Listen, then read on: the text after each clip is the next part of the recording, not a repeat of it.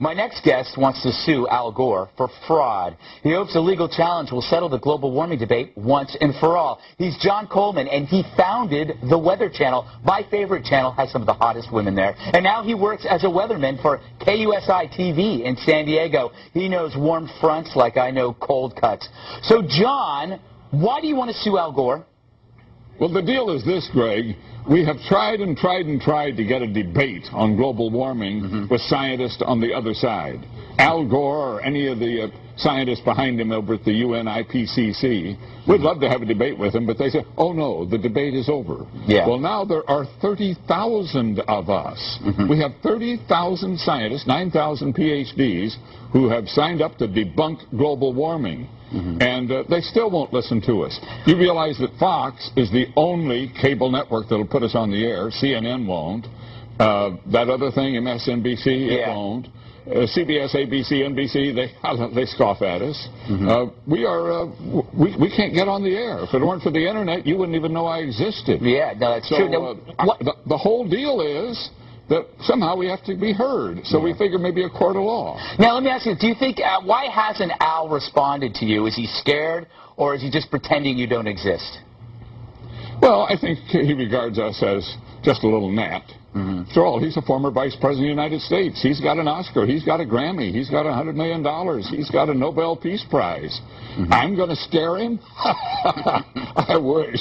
Now, you say in a lot of your writing that global warming is a scam. Why do you think that? Well, if you study all the papers of the Intergovernmental Panel on Climate Change, if you study everything their scientists have done, it all boils down to a claim that carbon dioxide, CO2 in the atmosphere, put there by our burning of fossil fuels, is going to turn the climate of Earth into an oven, and we're all going to bake and die.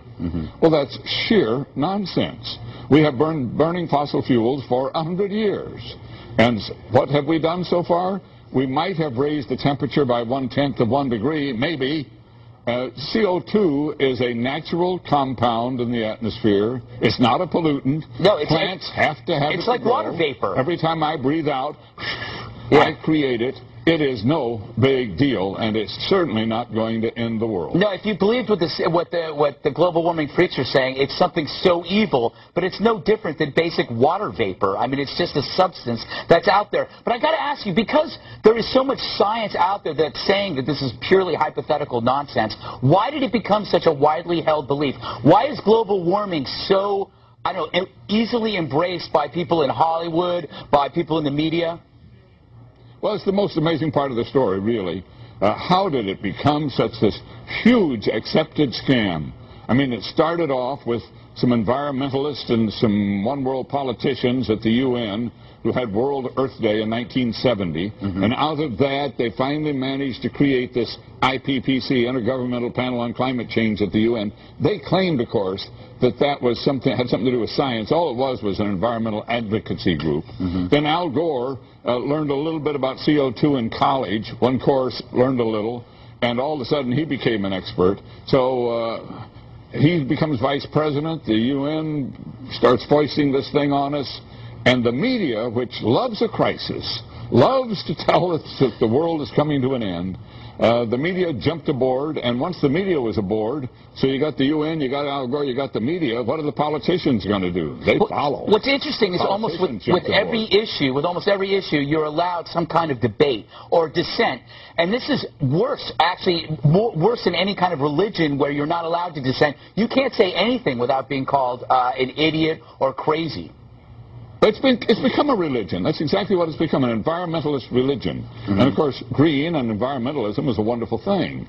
I'm an environmentalist, but wait a minute. You're not going to turn me into an extremist, and you're not going to get me to tell a lie to try to accomplish an environmental goal. That's exactly what they're doing. Speaking of goal, what does a hockey stick have to do with all this? Well, this goes back to the start of it all. A professor at American University named Michael Mann created a graph of temperatures through millennium flatlining and then shooting up at the end, the shape of a hockey stick. And the UN panel said, ooh, woo, love that. Yeah. And they kind of made it their Bible, and it became the cornerstone of their whole campaign. Now it has been proved, without a shadow of a doubt, to be built on absolutely bad science.